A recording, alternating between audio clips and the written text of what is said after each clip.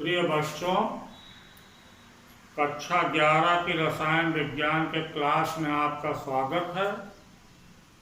हम लोग पढ़ रहे थे रासायनिक आबंधन एवं परमाणु संरचना, आणविक संरचना, chemical bonding and molecular structure. तो केमिकल बॉन्डिंग में अभी तक हम लोगों ने ये पढ़ा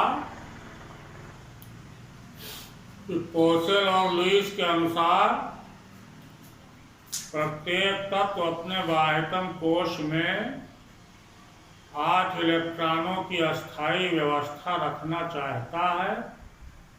उस व्यवस्था को अष्टक विन्यास या अष्टक व्यवस्था कहते हैं। तो जिन तत्वों के बाहरी कोश में 8 इलेक्ट्रॉन नहीं होता है, वो 2 प्रकार से अष्टक विन्यास को प्राप्त कर सकते हैं। पहला तरीका इलेक्ट्रॉनों का आदान प्रदान और दूसरा है इलेक्ट्रॉनों का साझा। तो इलेक्ट्रॉनों के आदान प्रदान से बनने वाले बंध को वैद्युत संयोजी बंध या आयनिक बंध कहते हैं, और इलेक्ट्रॉनों के साझे से बनने वाले बंध को सहसंयोजी बंध कहते हैं। तो अब वैद्युत संयोजी बंध के बारे में हम लोग थोड़ा बहुत पढ़े हैं कि एक तत्व का परमाणु इलेक्ट्रॉन त्याग करता है और दूसरे तत्व का परमाणु इलेक्ट्रॉन ग्रहण करता है। इस प्रकार से दोनों के बीच में एक प्रकार का बंध बन जाता है, वो जुड़ जाते हैं, यौगिक का निर्माण हो जाता है। अब इसका एक उदाहरण हम लोग देखेंगे।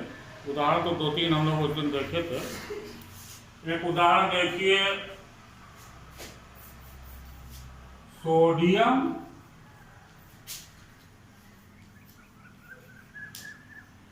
सल्फाइड। सोडियम सल्फाइड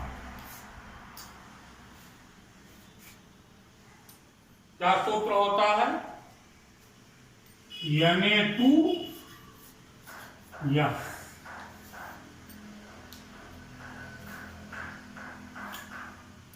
ये सोडियम सल्फाइड है।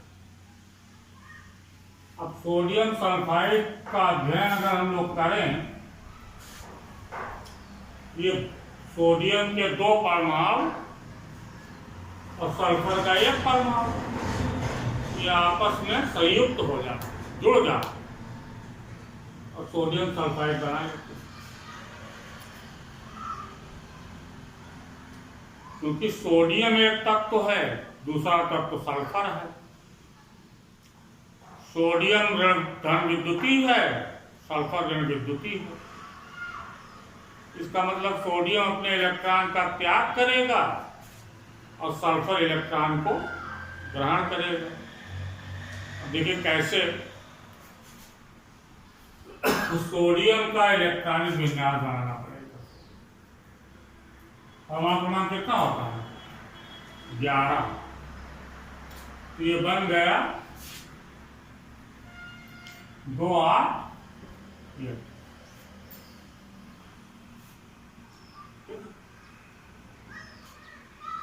इसको हम NH2 प्रकार से बना सकते हैं। देखिए बना दें 1S2 2S2 2P6 और 3S। प्रथम कोश में कितने हुए? 2। दूसरे कोश में 2 6 8, तीसरे में 1। ये हो ठीक। सल्फर की क्या पोजीशन है? सल्फर का परमाणु क्रमांक होता है 16। कितना? 16।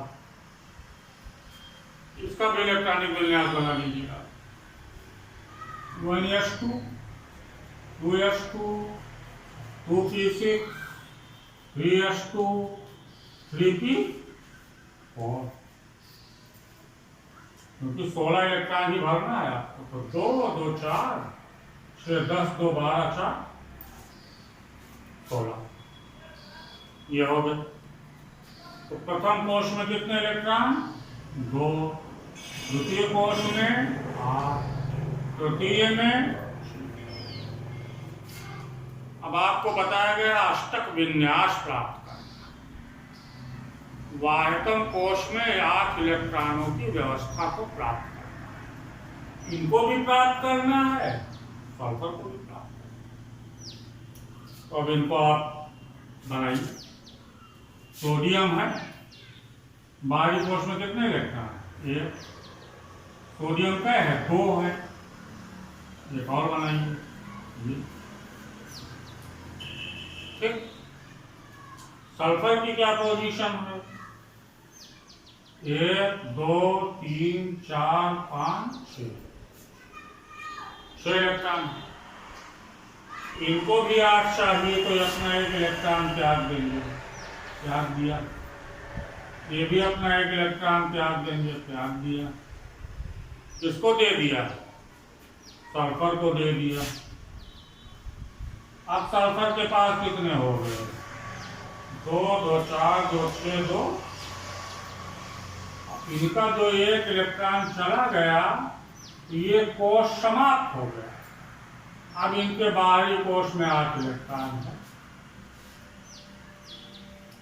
यदि सोडियम का भी अष्टक विन्यास पूर्ण हो गया और सल्फर का भी अष्टक विन्यास पूर्ण हो गया। सोडियम की बाहरी कक्षा जो दूसरी कक्षा है उसमें 8 इलेक्ट्रॉन है, और सल्फर की बाहरी कक्षा जो तीसरी वाली है उसमें 1 इलेक्ट्रॉन इस सोडियम से लिया, 1 इससे लिया, 8 हो। तो क्या बन गया? Na+ आ गया, अनायन बन गया, क्योंकि 1 इलेक्ट्रॉन का त्याग किया। इस Na पे भी एक धनावेश आ गया, और सल्फर ने 2 इलेक्ट्रॉन ग्रहण किया, तो इस पे 2 इकाई ऋणावेश। अब ये धनायन इससे संयुक्त हो जाएगा, ये धनायन भी इससे संयुक्त हो जाएगा, और ये जो बंध बना इसी को कहते हैं आयनिक बंध या वैद्युत संयोजी बंध। ये बंध आयनों के बीच में बनता है। धनायन और ऋणायन के बीच बनने वाले बंध को आयनिक बंध या वैद्युत संयोजी बंध कहते हैं। तो इसको आप बना लीजिए, फिर आगे देखा है ना।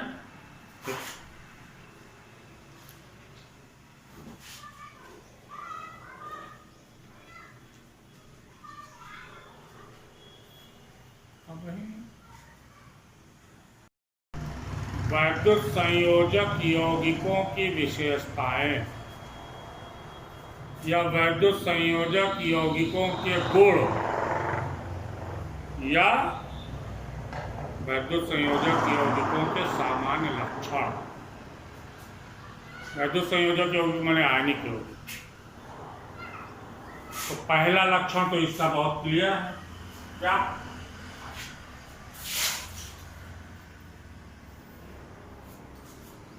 ये आयनों से मिलकर बने। आयनिक यौगिक विपरीत प्रकार के आवेश वाले आयनों से मिलकर बने होते। ये पहला गुण। दूसरा,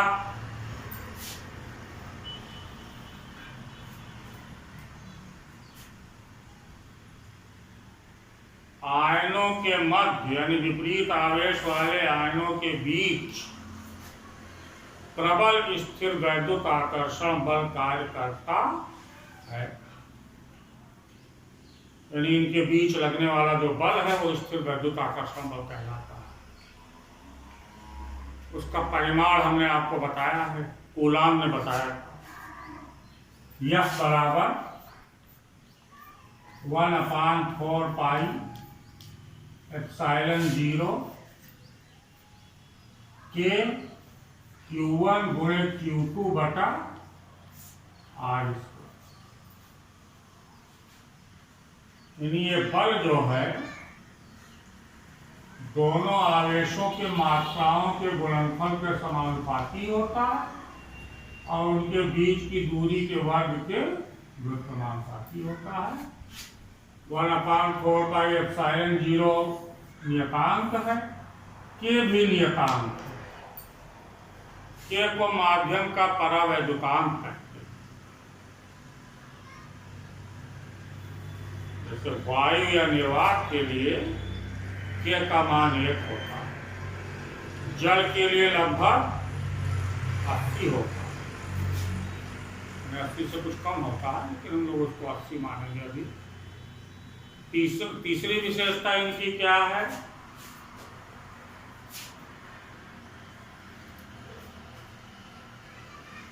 ये आयन आपस में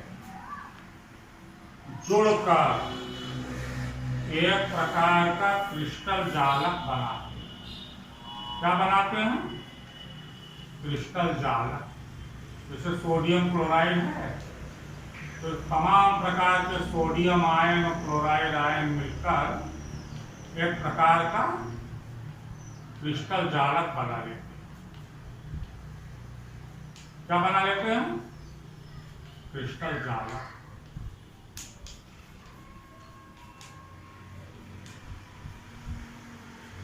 एक प्रकार का जालक बन जाता है, एक दूसरे में पिंजरा टाइप का समझिए बना लेते हैं। अब अगर सोडियम क्लोराइड का क्रिस्टल जालक बनाया वैज्ञानिकों ने, तो देखा कि एक सोडियम आयन त्रिविम में बनता है, थ्री डायमेंशन में बनता है। एक Na+ आयन 6 Cl- आयनों से चारों तरफ से घिरा रहता है। एक जालक प्रकार की संरचना बन जाती है और ये जालक अत्यंत मजबूत होता है, ये जल्दी टूटता नहीं। इस जालक को तोड़ने के लिए बहुत अधिक ऊर्जा की आवश्यकता पड़ती है। जब बहुत ज्यादा ऊर्जा प्राप्त करेगा तब ये टूट जाएगा। तो ये तीसरा गुण हो गया। चौथा क्या है? आयनिक यौगिकों के गलनांक और पठनांक बहुत ऊंचे होते हैं। आयनिक यौगिकों के या वैद्युत संयोजी यौगिकों के गलनांक और पठनांक अत्यंत उच्च होते हैं, बहुत ज्यादा होते हैं। अब गलनांक क्या है? तो सामान्य भाषा में जिस ताप पर कोई ठोस द्रव में बदल जाता है वो गलनांक है। और ऐसे ही सिंपल लैंग्वेज में कहा जाए, इसमें ज़्यादा केमिस्ट्री का यूज अगर ना किया जाए, तो क्वथनांक वो ताप है जिस पर कोई द्रव तीव्र वेग से गैस अवस्था में बदलने लगता है। तो इनके गलनांक का मान भी ज्यादा होता है और क्वथनांक का मान भी ज्यादा होता है। तो ये चौथा प्रॉपर्टी हो गया। पांचवा क्या है? ये जल तथा अन्य ध्रुवीय विलायकों में आसानी से घुल जाते हैं, लेकिन कार्बनिक विलायकों में जो कि अध्रुवीय होते हैं ये प्रायः नहीं घुलते। ध्रुवीय विलायक जिसके अणु में ध्रुवण होता है, जैसे जल के अणु में ध्रुवण होता है। ध्रुवण होने का मतलब एक सिरे पर धनावेश, दूसरे सिरे पर ऋणावेश। अगर किसी यौगिक में इस प्रकार का है, थोड़ी मात्रा में भी है अगर, वो ध्रुवण उसको कहा जाएगा। और जिन यौगिकों में अणुओं में मतलब परमाणुओं के बीच में ध्रुवण होता है उनको ध्रुवीय यौगिक कहते हैं। जैसे जल आपका ध्रुवीय यौगिक है, हाइड्रोजन पेरोक्साइड आपका ध्रुवीय यौगिक है, भारी जल ड्यूटेरियम ऑक्साइड ध्रुवीय यौगिक। इसके सबके अणु में ध्रुवण पाया जाता है। अब जैसे क्लोरोफॉर्म है, अध्रुवीय है, बेंजीन, ये सब विलायक, कार्बनिक विलायक। बेंजीन अध्रुवीय है, इसके अणु में ध्रुवण नहीं पाया जाता है। इनके अणु में एक सिरे पर धन, एक सिरे पर ऋणावेश नहीं पाया जाता, ये अध्रुवीय है। एसीटोन है, CH3 CO CH3 एसीटोन, ये भी अध्रुवीय विलायक है। आपके पेट्रोल, डीजल, मिट्टी के तेल, ये सब भी विलायक हैं, ये सब भी अध्रुवीय है। समझ रहे हैं? तो अध्रुवीय विलायकों में ये प्रायः नहीं घुलते, ध्रुवीय विलायकों में आसानी से घुल जाते हैं। अब जैसे आपका मेथेनॉल है CH3OH, एथेनॉल है C2H5OH, इनमें सब में थोड़ा सा ध्रुवण होता है, ज़्यादा तो नहीं होता है लेकिन थोड़ा सा होता है। तो कुछ आयनिक यौगिक यानी कुछ वैद्युत संयोजी यौगिक इनमें भी घुल जाते हैं। तो इनका मेन पांचवा लक्षण क्या बताया है कि यह जल तथा अन्य ध्रुवीय विलायकों में आसानी से घुल जाते हैं और कार्बनिक विलायकों में यानी ध्रुवीय विलायकों में ना के बराबर घुलते हैं। इसका एक सिद्धांत आपकी बुक में दिया है, समान समान को घोलता है।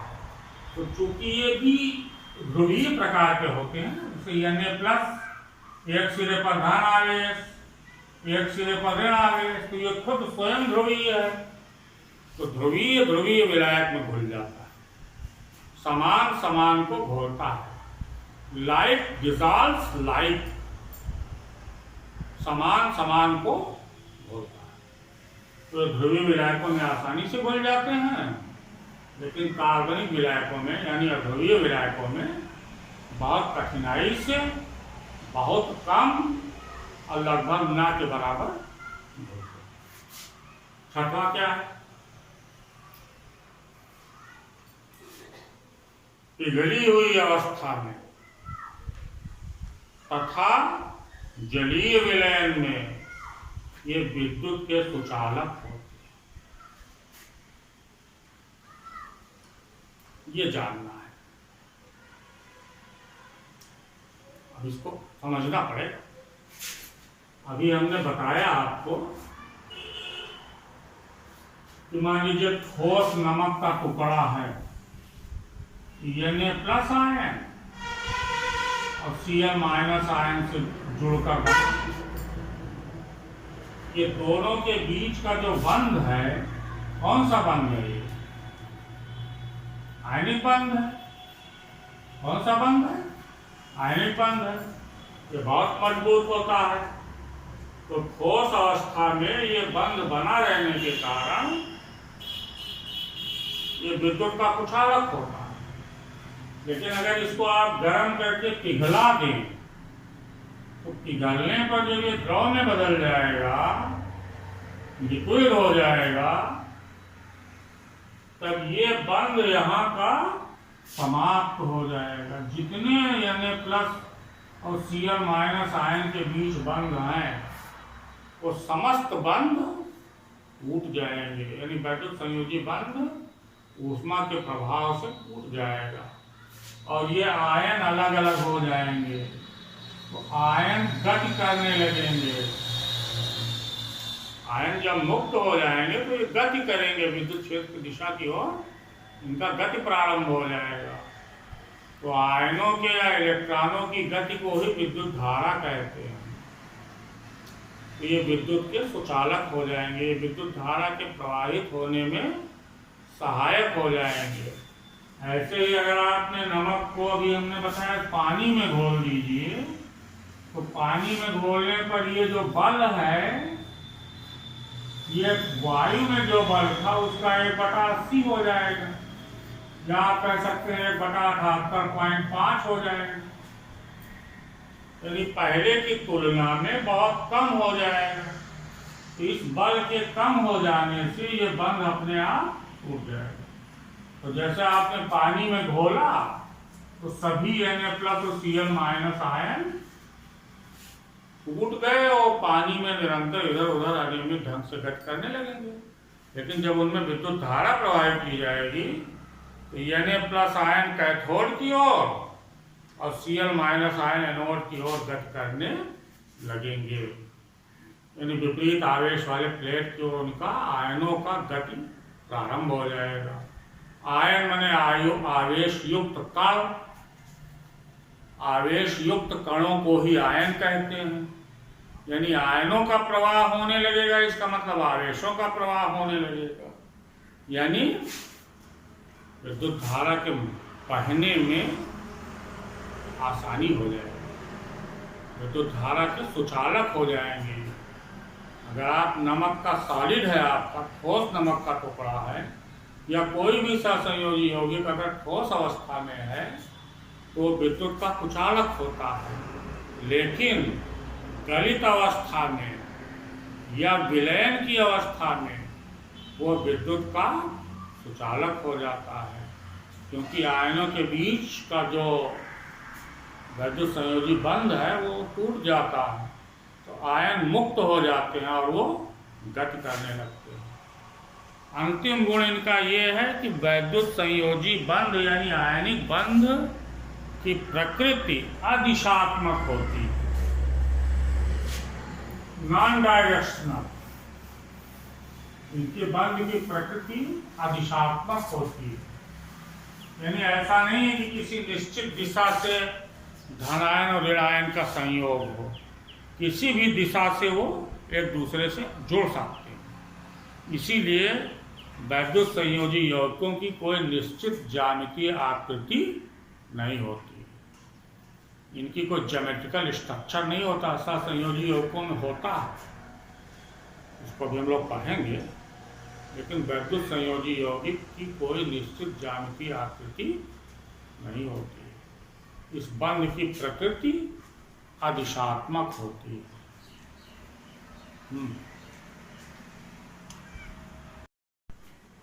अब बच्चों आप देखिए सहसंयोजी बंध। कौन बंध? सहसंयोजी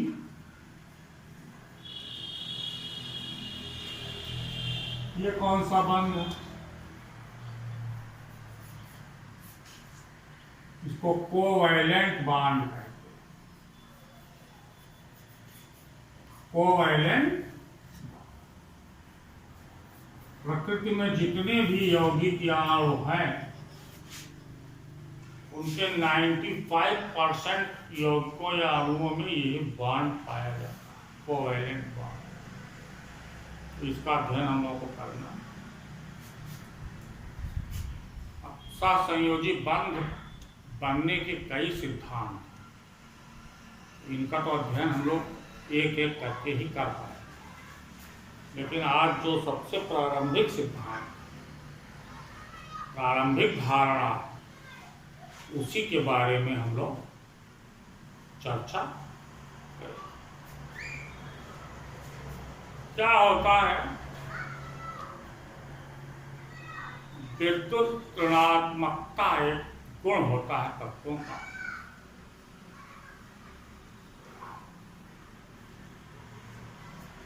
इलेक्ट्रॉनों को आकर्षित करने की एक क्षमता, उसी को विद्युत ऋणात्मकता। इसी अणु में एक परमाणु द्वारा साझे के इलेक्ट्रॉनों को अपनी ओर खींचने की क्षमता, जो साझे के इलेक्ट्रॉनों को अपनी ओर ज्यादा खींच ले जाता है उसकी विद्युत ऋणात्मकता चाहता है, और जो साझे के इलेक्ट्रॉनों को अपनी ओर कम खींच पाता है उसकी विद्युत ऋणात्मकता कम। तो जो धातुएं हैं धनविद्युतीय होती है, तो उनकी विद्युत ऋणात्मकता का मान बहुत कम होता है। और धातुएं ऋण विद्युतीय होती है तो उनकी विद्युत ऋणात्मकता का मान अधिक। तो अगर दो तत्वों के बीच विद्युत ऋणात्मकता का अंतर शून्य है, यानी दोनों की विद्युत ऋणात्मकता बराबर है, तब उनके बीच में जो बनने वाला बंध है वो 100% सहसंयोजी बंध होगा, एकदम प्योर शुद्ध सहसंयोजी वही होगा अगर दोनों तत्वों के विद्युदात्मकता का अंतर शून्य है तब। अब अगर विद्युदात्मकता में अंतर थोड़ा सा है तो उसमें सहसंयोजी लक्षण 96% हो गया, आयनिक लक्षण 4%। इस तरह से ये घटता बढ़ता है। अब जैसे हम लोग ये जान ले, पहले आप जानिए फ्लोरीन की विद्युदात्मकता सबसे ज्यादा 4.0, इसका मतलब कोई नहीं, तुलनात्मक चीज है। और सबसे कम विद्युदात्मकता सीजियम 0. बाकी जितने भी तत्व हैं उन सभी तत्वों की विद्युदात्मकता 0.07 और 4.0 के बीच ये। अब अगर विद्युदात्मकता, देखिए आप ये ध्यान दीजिएगा, अगर तत्वों की विद्युदात्मकता के बीच का अंतर 1.7 या उससे अधिक, तब वो आयनिक बंध कहा जाएगा। और अगर विद्युदात्मकता का अंतर 1.7 से कम है, यानी 0 से 1.6 तक समझिए है, तो वो क्या कहलाएगा? सहसंयोजी। ये आपको अब मैं आपको एकदम शुद्ध सहसंयोजी बंध वाला एक उदाहरण दे रहा हूं। मान लो फ्लोरीन के परमाणु क्या है? ये क्या है? अणु। यानी फ्लोरीन के 2 परमाणु मिलकर फ्लोरीन का अणु बना, ठीक? क्योंकि परमाणु की अवस्था में यह रह नहीं सकता। परमाणु की क्या परिभाषा है? तत्व का वो छोटे से छोटा कण जो रासायनिक क्रियाओं में भाग लेता है लेकिन स्वतंत्र अवस्था में नहीं रह सकता है, परमाणु कहलाता है। ये स्वतंत्र अवस्था में नहीं रह सकता। ऑक्सीजन स्वतंत्र अवस्था में O के रूप में नहीं रह सकता, O2 के रूप में रहता है। ऐसे तमाम। तो ये फ्लोरीन का अणु है। अणु क्या है? द्रव्य का वो छोटे से छोटा कण जो स्वतंत्र अवस्था में रह सकता है और जिसमें उस तत्व के या उस अणु के मतलब पदार्थ के सभी गुण पाए जाते हैं। अब ये कैसे बनता है इसको आप देख लीजिए, बस आपका काम आज का समाप्त हो जाएगा। फ्लोरीन का परमाणु क्रमांक 9 है। इलेक्ट्रॉनिक विन्यास होगा 1s2 2s2 2p5। यानी प्रथम कोश में 2 इलेक्ट्रॉन और द्वितीय कोश में 7 इलेक्ट्रॉन। 8 चाहिए। क्या चाहिए? 8 चाहिए। अष्टक विन्यास पूर्ण करने के लिए 8 होना चाहिए। तो चलिए देखते हैं। ये फ्लोरीन और ये फ्लोरीन, ये फ्लोरीन, ये फ्लोरीन, ये फ्लोरीन के 2 परमाणु हैं। इनके पास कई इलेक्ट्रॉन है। बाहरी कोश संयोजी कोश में देखिए आप 2 3 4 5 6 7। इनके संयोजी कोश में भी 7 ही होगा क्योंकि भाई हैं 2।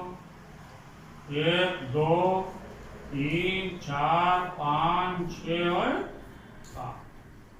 7 इलेक्ट्रॉन इसके पास भी। इनको भी 8 चाहिए, इनको भी 8 चाहिए। तो अपने इलेक्ट्रॉन को दे 8 होगा, लेकिन इनका गड़बड़ हो जाएगा, इनके 6 ही रह जाएंगे। अगर ये दे देते हैं तो इनका 8 हो जाएगा, इनका 6 रह जाएगा। काम बनेगा नहीं। यहाँ लेन देन संभव नहीं, तो क्या करेंगे? ये दोनों साझा में आ जाएंगे।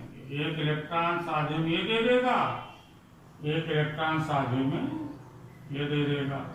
अब ये साझे वाले इलेक्ट्रॉन ये दोनों इनके भी हो गए, हाँ इनके भी हो गए, इनके बाहरी कोश में भी 8 इलेक्ट्रॉन हो गया, अब इनके बाहरी कोश में भी 8 इलेक्ट्रॉन हो गया।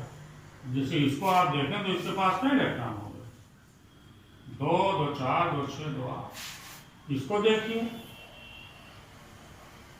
2 2 4 2 6 2, तो इन दोनों के बीच में एक बंध बन गया। इसी बंध को कहते हैं सहसंयोजी। इसमें इलेक्ट्रॉनों का लेन देन बिल्कुल नहीं होता, इलेक्ट्रॉनों का साझा ही होता है। F और F के बीच में एक बंध बन गया, इसका नाम है सहसंयोजी बंध। ये क्या बन गया, F। ठीक, तो यहां तक आपका हो गया।